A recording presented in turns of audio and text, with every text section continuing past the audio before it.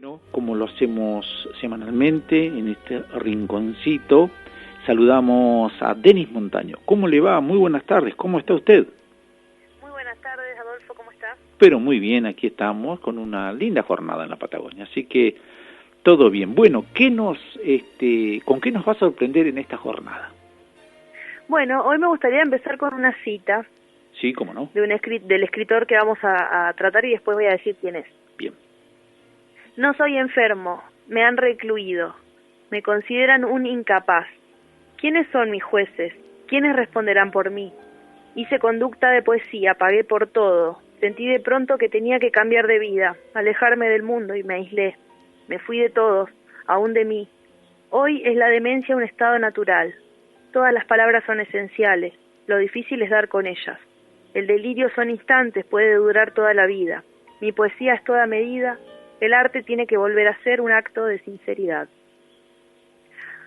Bueno, qué maravilla. Estas palabras, sí, es increíble, pertenecen al gran y no tan conocido Jacobo Fichmann. Exactamente, qué ternura que me despierta ese Jacobo a mí. ¿Sí, no? Sí, realmente, ternura, mucha ternura ese hombre. Un artista excepcional. Y bueno, le contamos a la gente un poco en traerlo a este programa porque nos interesa hablar sobre los grandes clásicos, que lo es sin duda, pero también a veces rescatar, digamos, tal vez del olvido a escritores que fueron muy importantes en su momento y que por distintas razones no han quedado tanto en la historia, ¿verdad? Claro, claro. Bueno, cuéntenos un poco la historia entonces del querido Jacobo Fichmann. Bueno, es un poeta que, como digo, no es tan reconocido hoy en día, lo cual no significa que no haya sido reconocido en vida o que entre los expertos de la literatura no sea conocido, ¿no? Pero digo, en el oído popular por ahí no tanto, porque su vida ha estado signada por una causa muy grande que ha sido una condición mental, diagnosticado como un enfermo psiquiátrico, digamos, un psicótico. Y entonces a raíz de esto, lamentablemente es que pasa toda su vida casi de adulto en instituciones psiquiátricas, internado, y no hace una gran vida literaria en el sentido de que es abandonado por todos cuando su enfermedad se empieza a agravar, ¿no? Claro. Si bien mientras estaba vivo estaba siendo incluido en las historias de la literatura y en antologías, pero nadie sabía ni siquiera dónde vivía porque también él se encargó de esconderse, de alejarse de todo. Bueno, voy a contar como siempre voy a contar algunos detalles y luego vamos a compartir alguna lectura. ¿Cómo no? Me gustaría contar que la obra de Jacobo Fichmann, bueno, se puede dividir como en dos partes, así a grandes rasgos. Al principio tiene un registro más, es un poeta, no dije, un poeta, y bueno, escribió algunos relatos también, pero más que nada poesía. Por un lado, un registro más ligado a la vanguardia, a lo experimental, por la época en la que vive, ahora lo vamos a explicar mejor, y por otro lado, en un momento se convierte al catolicismo, un catolicismo muy original, no un catolicismo ferviente de la iglesia, ni mucho menos, pero se vuelve muy devoto y eso marca su escritura también y su vida. Él no nace en la Argentina, nace en un territorio llamado Besarabia, que en ese momento era Rusia, hoy es Rumanía, a fines del siglo XIX, digamos, ahí a la orillita del siglo XX ya, 1898. A principios del siglo XX viene con sus padres, como tantas personas, a vivir a la Argentina buscando otras oportunidades, ¿no? Se instalan en la provincia de Río Negro, en la Patagonia. Y cuando ya es un poco más grandecito, en el año 17, se muda a Buenos Aires, a capital, para convertirse en profesor de francés. En 1921 ocurre la primera de sus internaciones psiquiátricas. Lo que se cuenta es que tras ser golpeado brutalmente por la policía en la puerta de la comisaría cuarta de Buenos Aires, él suplica diciendo: soy el Cristo Rojo, no me peguen. Pero bueno, es detenido y llevado a la cárcel de Devoto y luego derivado a un lugar que se llamaba el Hospicio de las Mercedes. Está en el año 21, desde enero hasta agosto, siendo sometido a todo tipo de vejaciones corporales y descargas de electroshock, que en ese momento se consideraba una terapia apta para tratar desórdenes psiquiátricos. Esto lo cuento no tanto para contar el costado más lastimero de la historia, sino para que se vea en qué condiciones es que él, a pesar de todo esto, escribe una poesía que es para mí de lo más alto que hay en la literatura argentina, a pesar de todas estas situaciones, ¿no? Sí, sí.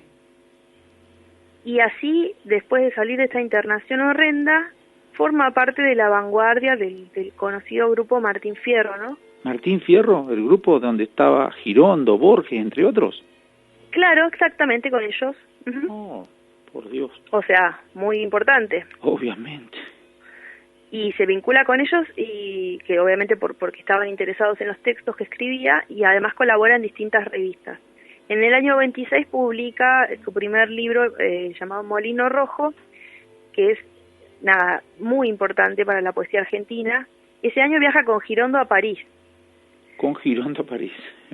¿Qué nivel? Tipo... Totalmente, sí. Creo que en ese viaje es donde se pelea con los surrealistas. Ahora voy a contar un poco de eso. Bueno, después siguiendo, él publica 3 libros nada más, producidos por él. Después sigue escribiendo, pero internado. Entonces, los 3 libros que publica son en el 26 Molino Rojo, en el 29 Hecho de Estampas, que es ya un libro que escribe convertido él al catolicismo, y los poemas están inspirados más que nada en la pintura sacra que ve cuando va a los museos de Europa y demás, y por otras tópicos así religiosos. Y en el año 1930 vuelve a Europa, intenta meterse en una orden de sacerdote, pero no lo aceptan. Después vuelve acá, da clases, pero tampoco lo aceptan porque, bueno, era un poco raro, a lo mejor, no sé, su aproximación a la gente, o vaya uno a saber, pero la cosa es que, bueno, va teniendo distintos oficios. Toca el violín por monedas, es peón en un aserradero en el Chaco, etcétera. En 1931 aparece su último libro, producido por él, Estrella de la Mañana, ya con una temática completamente mística. En ese momento la Argentina es gobernada por la dictadura de Uriburu, ¿verdad? En el 31. Claro, sí. Y parece que era muy oscura esta época porque, según él, la época más oscura que recuerda del país, durante su vida, ¿no? Luego, del cierre de una revista donde él participaba, su situación se agrava, bueno, y la familia lo buscaba, todos lo buscaban, pero nadie sabía dónde vivía. Siempre lo único que mantuvo consigo fueron los libros y los dibujos, y andaba como un vagabundo viviendo en conventillos y tal. Hasta que en el 1942 la Policía Federal, en ese momento, allana el altillo donde él vivía y lo aprehenden, digamos, lo meten preso por alienación mental en ese momento. Ahí va otra vez a la cárcel de Devoto y luego directamente al Instituto José Borda en Buenos Aires, y permanece en ese instituto neuropsiquiátrico hasta que muere. Según los médicos, padece de algo llamado psicosis distímica. Vive en una miseria total. Cuentan los que lo conocieron que escribe y pinta todo el tiempo. En algún lugar leí que bajo la cama tenía del hospital papeles y papeles de pintura y dibujos, y ocupaba todo el día en ir a la Biblioteca Nacional porque lo dejaban salir, y bueno, y leer todo el día, hasta que cerraba la biblioteca volvía todo John, y así cada día. Qué bárbaro, pobrecito. Despierta una ternura tremenda este artista realmente. Una vocación de poeta como yo he visto pocas veces. Y en el Borda hasta que casi 30 años estuvo en el Borda, dicen, ¿no? 28 años, sí, hasta que no muere en el olvido total, porque en el año 69, un año antes de que él muera de un paro, creo que un paro cardíaco o algo así, Vicente Cito Lema insiste mucho para transformarse en el curador de su obra, entonces también dedican 2 números de una revista que después, bueno, deja de existir, revista Talismán, a Jacobo, y después también Bernardo Neustadt lo entrevista y lo en el año 69 también. Claro. Así que, o sea, algún reconocimiento tuvo, pero finalmente ya lo último era un alienado total obviamente de los círculos literarios y todo. Según el diario de Bioy Casares, solamente Borges y otra mujer asistieron al entierro. Según otras versiones, hubo un poco más de gente en el entierro, pero así todo muy... A él no le interesaba tampoco, la academia y todo, despreciaba como todo ese mundillo. A Borges lo acompañó en su último momento, hasta la última morada, Jorge Luis Borges. Muy, uno de los muy fiel en ese poquitísimos. sentido. Sí. Qué bárbaro. Así dice la historia. Bueno, esto es lo que podemos contar más o menos con respecto a su biografía, que es apasionante. No tenemos más tiempo para explayarnos, porque me gustaría comentar algunas cositas de lo propiamente poético, del trabajo poético, Sí, y después ya pasamos a la lectura, y bueno, porque si no podemos estar hasta el domingo hablando. Sin ninguna duda. Bueno, a mí me interesaba, cuando estaba pensando este programa, cómo armarlo, me interesaba pensar esto de la locura, de la alienación mental, de la psicosis como una condición de posibilidad, en el caso de Fishman, para la escritura y para la contemplación de la vida. En el texto que nosotros vamos a ver ahora, que usted va a leer, la voz que dicta se llama, Sí. Se ven algunas de las cosas que voy a marcar ahora. Así que si lo van a escuchar, presten por ahí atención, porque los temas que aparecen ahí son más o menos los que aparecen en toda la obra. Esta cuestión de la demencia, en otro poema dice: el camino más alto y más desierto, como si fuera que la demencia, la locura, ese estado alterado de la mente, fuera lo que le permitiera tener esa visión maravillosa de la realidad poética como la expresa. El texto La voz que dicta, de hecho ya desde el título, me hizo recordar a cuando hablamos sobre Homero. Recuerda que Homero comienza también la Ilíada invocando a la musa. Claro, acá digamos, la voz que dicta sería la idea de una voz que no es la del poeta, sino que es una voz, una inspiración casi divina que le baja y que lo usa como instrumento a él para la expresión de algo elevado. Y en ese texto que vamos a leer se ve como esa voz es una voz súper alienada, porque primero es una que después se parte en muchas partes y después vuelve a ser una, pero no es la voz de él, sino una voz que le habla, la voz que dicta justamente. Así es. Y por otro lado opone muy inteligentemente a nivel semántico el tema de la lucidez, la locura, de estar despierto y estar dormido, al punto de que genera en quien nos escucha una confusión de qué es el estar despierto, qué es el estar lúcido, qué es el estar loco, en realidad. Un poeta místico que está entregado a una actividad que, según él, lo acerca a Dios directamente. Otros escriben por vanidad o por interés literario. En el caso de Fishman hay una cuestión directamente esotérica en su escritura. Por otro lado, por una cuestión de moda, está en contacto con las vanguardias, como ya dije en un momento, y eso lo influencia para siempre, con el surrealismo. Entonces, eso se nota también en los textos, porque la escritura de vanguardia por ahí es un poco no tan lógica. Claro. Ahora cuando leamos vamos a ver que hay momentos que uno dice: ¿de qué está hablando? No se entiende. Porque es una prosa que surge casi del inconsciente, no es que es como un cuento de, no sé, de Borges, donde cada cosa tiene sentido fijo. Tampoco es así, pero digo, sino que es como que es como asistir a contemplar el interior de la mente de una persona casi. Por supuesto que Fishman es un artista que sabe cómo hacerlo, ¿no? Claro. No es que tampoco no sabía lo que decía. Lo que quiero decir es que logra una fluidez poética y una ruptura lógica mediante la superposición de imágenes, de sensaciones. Y bueno, y por último quería mencionar que como él es un artista completo, también se dedica a la pintura, y que este elemento visual de la pintura está muy presente en su poesía, como si fueran casi una sola cosa.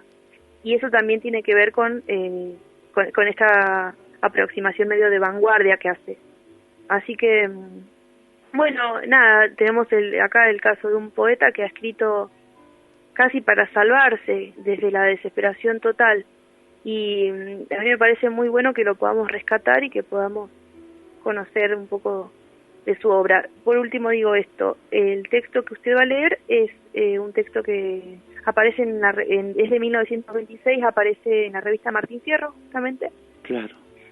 Pero no está publicado en ningún libro, es un relato, no es lo más conocido. Vamos a conocer algo medio desconocido de Fishman. Bueno. Así que si quieres, lo escuchamos con atención. Bueno. La voz que dicta. Día de invierno, 5 de la mañana, aúlla el mar. Camino desesperado por la escollera gris y fría, una lucidez extraordinaria domina mi espíritu, pero mis pies están helados. Se diría que he cometido la locura de ponerme zapatos de hielo. Mis pies están helados, apenas obedecen a mi voluntad. Ahora siento circular en mí una avalancha de ideas claras, risueñas, como nunca. Me aseguro a mí mismo: todo el mundo duerme, pero yo estoy despierto. Ningún deseo grosero entorpece mi sentimiento. Abarco la ciudad pequeña y detallada irregularmente, torres, casas altas, bajas, luces, el mar, el cerro. El viento, que hace aullar al mar, sacude, contrae, retuerce los árboles de ramas secas y se reparte armoniosamente en perspectiva. Pienso en mis dos amigos, a quienes nunca les hablo ni de mis hambres ni de mis sueños. Mario Funes, alto, fornido, de ojos castaños enfermizos, que a pesar de sus 35 años y sus 9 hijos, es un divino solitario. Enrique Gabriel, hombrecillo de ojos brillosos, finos, semblante redondo, pálido, chupado por la vida de meditación. Funes me ha explicado días atrás el significado de los candelabros del Bautista, mientras Gabriel y un marino que siempre cuenta aventuras amorosas sonreían irónicamente. Una gran lucidez domina mi espíritu y mi negra, constante preocupación de la muerte. Esta se transforma en alegría, en infinita, en cósmica alegría. En un café próximo al puerto juegan al billar dos individuos. Un vagabundo sucio, despeinado, que está de pie a cierta distancia de los jugadores, se rasca y pone en el juego una tensión cómica y desesperada. Me siento en una silla, miro la pizarra en donde está escrito un número entero y una fracción. Indica la hora en que comenzó el partido. 2 filas del contador están desordenadas. Ahora duermo. La lucidez, visión sobrenatural con una persistencia de imagen sigue dominando mi espíritu. No se altera. Duermo con el cerebro despierto. Una voz, la voz que dicta. Seríamos felices si no tuviéramos el sentido del tiempo divinamente felices.